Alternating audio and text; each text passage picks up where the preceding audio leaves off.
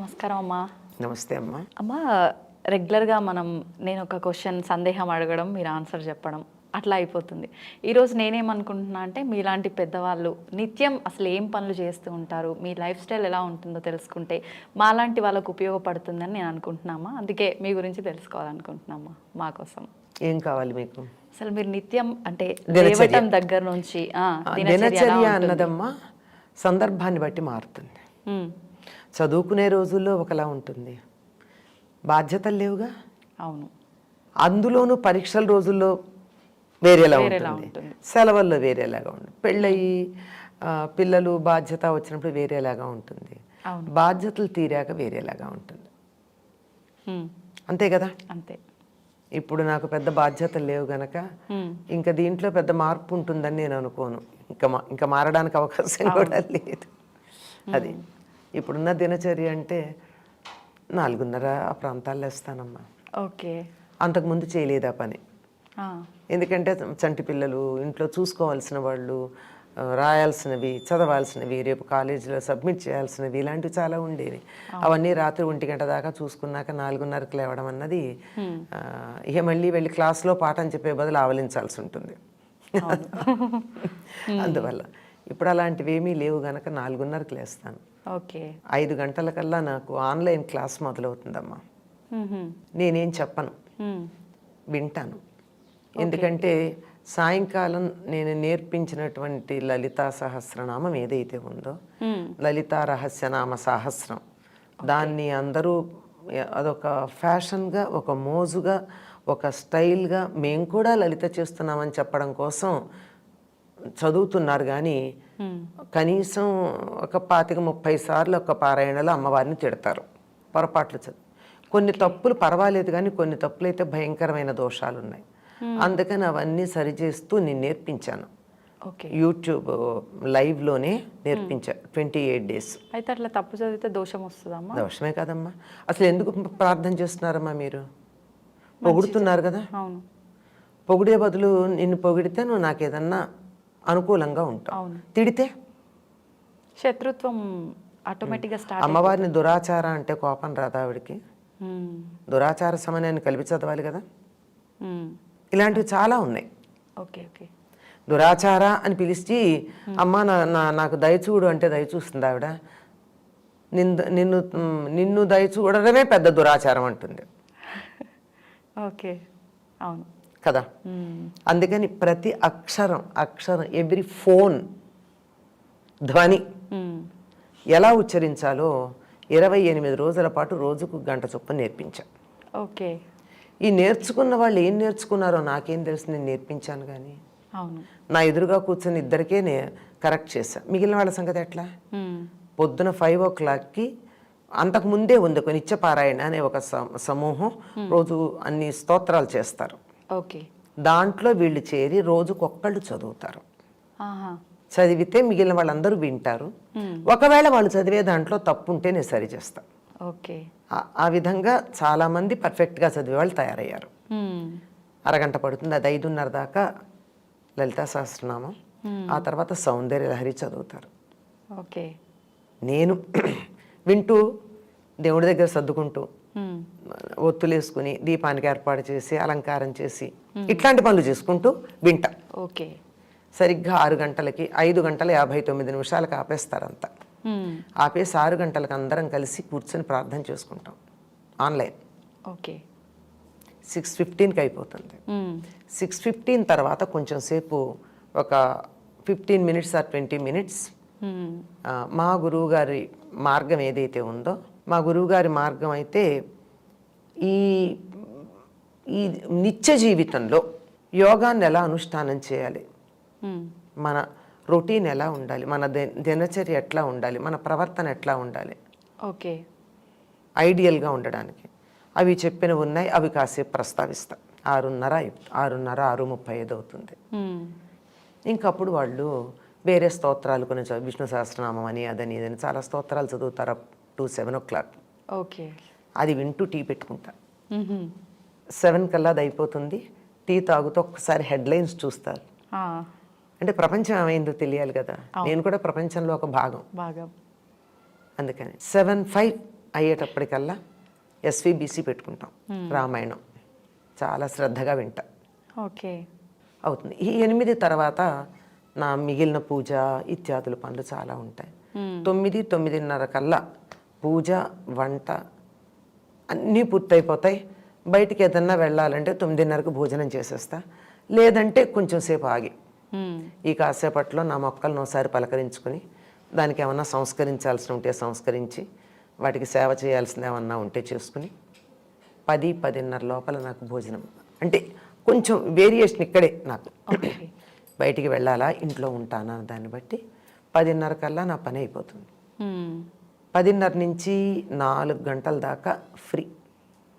అంటే బయట చదువుకోవడం రాయడం, నేను ఆర్టికల్స్ రాసుకుంటాను కదా, అవి రాసుకోవడం కానీ మాట్లాడడం కానీ లేదా వేరే పనులు ఎన్నో చాలా ఉంటాయి కదా, ఇవన్నీ చేసుకుని 4:30 కల్లా మళ్ళీ నేను జూమ్లో కూర్చుంటాను, రామాయణం చెప్తా.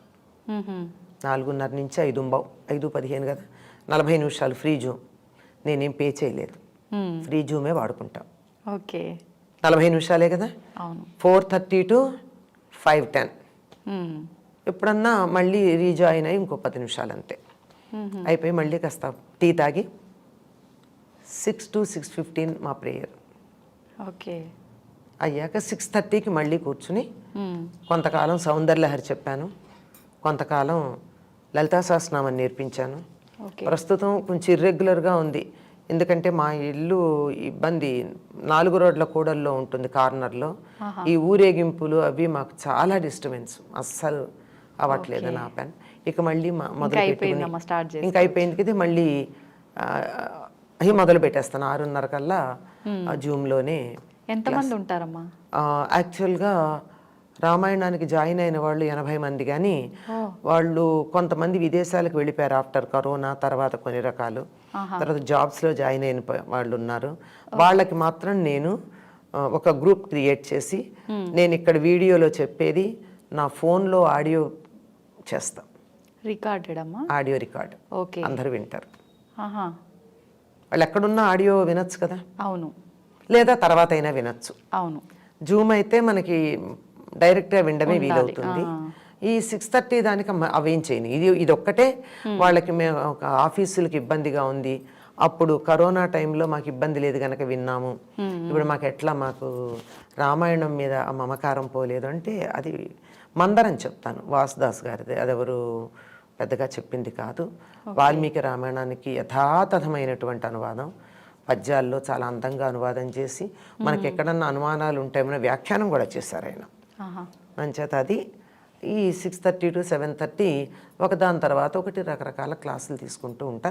ఈ మధ్యకాలంలో చాలా బ్రేక్ అయింది, ఎందుకంటే ఈ గొడవలు కొన్ని, తర్వాత నేను ఏదన్నా ఊళ్ళకి వెళ్ళడం, నేను తిరుగుతూనే ఉంటాను, దానివల్ల అలా వెళ్ళినప్పుడు మాత్రం ఇక్కడ బ్రేక్ అవుతూ ఉంటుంది. ఇక 7:30కి అయిపోతుంది. ఇంకా నా పని ఏముందమ్మా, రాసుకోవడమో చదువుకోవడమో, కబుర్లు చెప్పడానికి కూడా ఎవరు లేరు ఇప్పుడు, ఎవరన్నా పిల్లలు వస్తేనే తప్ప ఈ రొటీన్ ఉంటుంది. ఓకే, అయితే ఎక్కువగా ఏ గ్రూప్ వాళ్ళు ఉంటారమ్మా ఇప్పుడు మీరు చెప్పే రామాయణం క్లాస్లో, ఈ జూమ్ మీటింగ్? రామాయణానికి మాత్రం మొదట అన్ని ఏజ్ గ్రూపులు ఉండేవాళ్ళమ్మా, ఇప్పుడు తక్కువ మంది ఉంటున్నారు వేరే. అయితే నేను 4:30కి మొదలు పెడితే చిన్నపిల్లలు కొంతమంది 4:45కి చేరతారు. అంటే స్కూల్ అయిపోయి ఇంటికి వచ్చి పిల్లలు వాళ్ళు మధ్యలో చేరతారు. చేరి నేను నమస్కారం పెట్టి నేను చెయ్యిట్లా అనే దాకా నమస్కారం పెట్టేలాగే కూర్చుంటారు ఇద్దరు. ఓకే, పెద్దవాళ్ళు ఉన్నారు చాలామంది. ఈ నేను వాట్సాప్ గ్రూప్లో పంపించే వాళ్ళందరూ 30 to 50 ఏజ్ మధ్య వాళ్ళు. ఓకే, వాళ్ళు జాబ్స్లో ఉన్నారు, మాకు వర్క్ ఫ్రమ్ హోమ్ కుదరట్లేదు, తర్వాత అవ్వట్లేదు, వర్క్ ఫ్రమ్ హోమ్ లేదు, విదేశాలకు వెళ్ళిపోయిన వాళ్ళు ఉన్నారు, రెగ్యులర్గా ఆఫీస్కి వెళ్ళాల్సిన వాళ్ళు ఉన్నారు. మరి వాళ్ళ కోసం మాత్రమే ఇది నేను ఆడియో పెడతాను. ఓకే, ఆ తర్వాత అయినా వింటారు వాళ్ళు, రాత్రికి వింటారు. రాత్రి ఎప్పుడో విన్నామని చెప్పడమో లేకపోతే నమస్కారం పెట్టడం లాంటివో చేస్తారు కనుక అది ఇట్స్ రన్నింగ్ అని తెలుస్తుంది.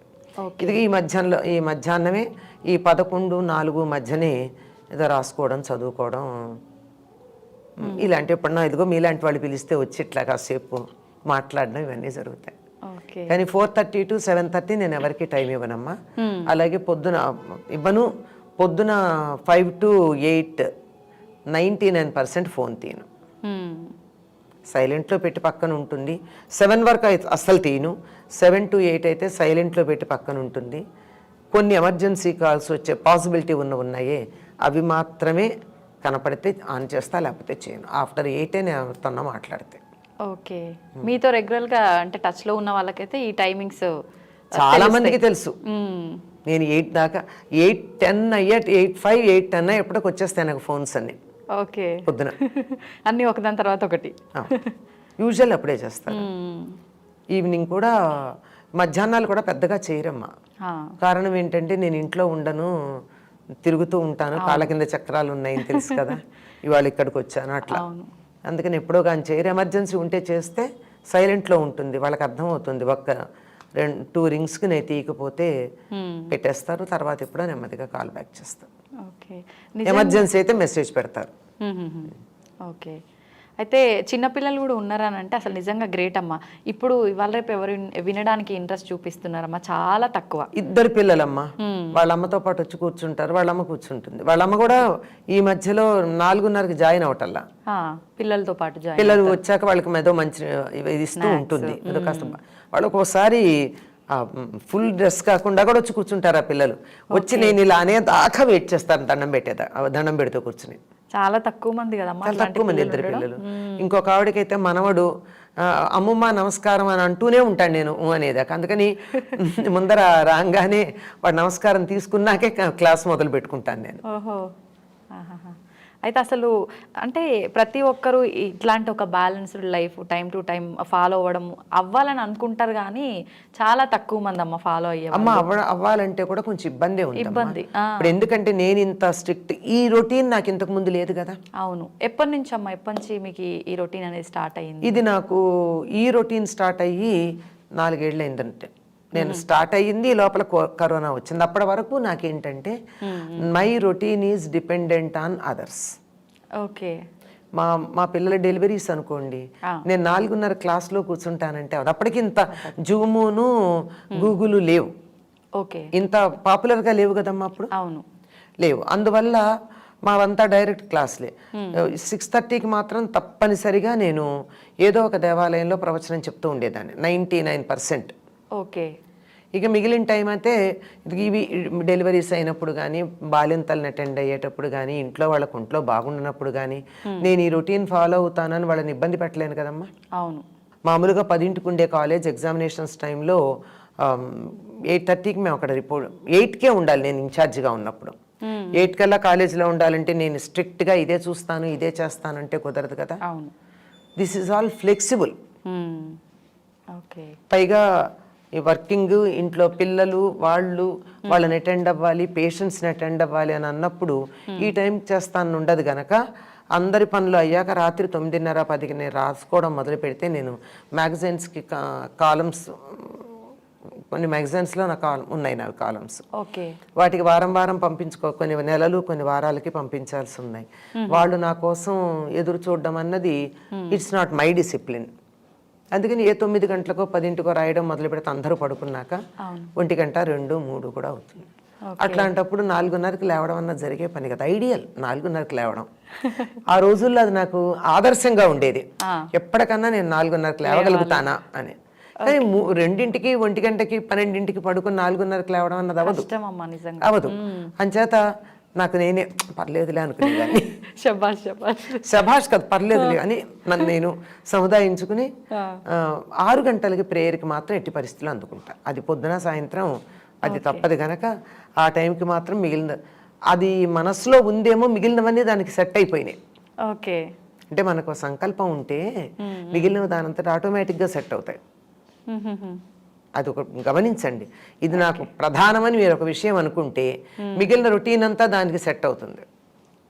మనం అనుకోం అంతే. మనకు ఉండాలి ముందా తపన, గట్టి సంకల్పం ఉండాలి. ఆ ఒక్కటి మాత్రమే ఫాలో అయ్యేదాన్ని, మిగిలినవన్నీ ఫ్లెక్సిబుల్.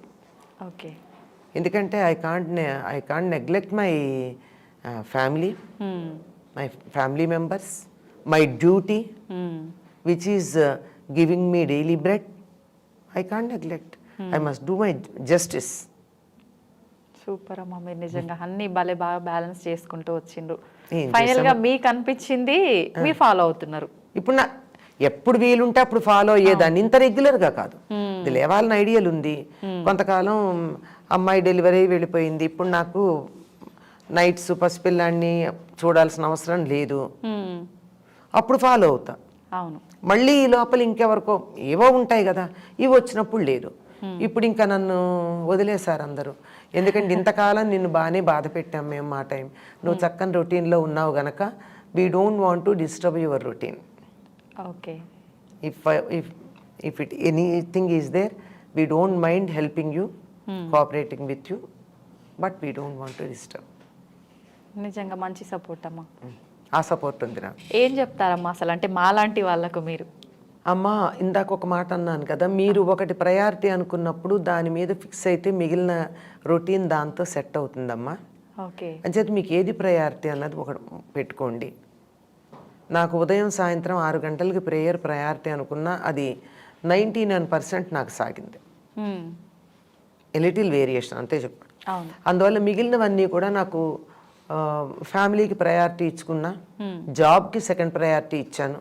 బట్ సెకండ్ ప్రయారిటీ ఇచ్చానని చెప్పి నేను ఏనాడు ఒక్క చిన్న తక్కువ చేయలే, ఎక్కువే చేశాను. ఓకే. యాజ్ ఎ లెక్చరర్ పాఠాలు చెప్పడంతో పాటుగా in charge of NSS, in charge of cultural activities, in charge of examinations, కొన్ని సంవత్సరాలు 3 కలిసి, కొన్ని సంవత్సరాలు 2 డేస్ చొప్పున ఇవన్నీ చేశాం. అవి కూడా ఎక్కడా తక్కువేం లేదు. పిల్లలు always management and students are all happy with it and with 100% results చేశాం. అక్కడ ఏమీ తక్కువ చేయలేదు.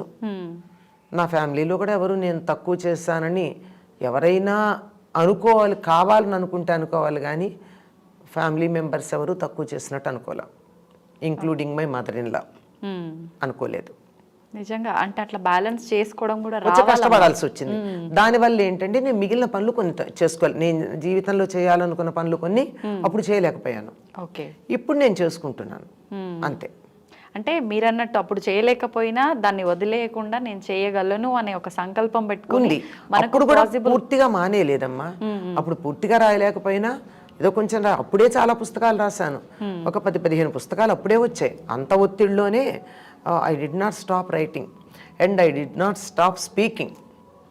అప్పటికింత ఎలక్ట్రానిక్ మీడియా లేదు, ఓన్లీ ప్రింట్ మీడియా. వాటిల్లో నేను చేయవలసినంత ఏమాత్రం తక్కువ లేకుండానే చేశాను.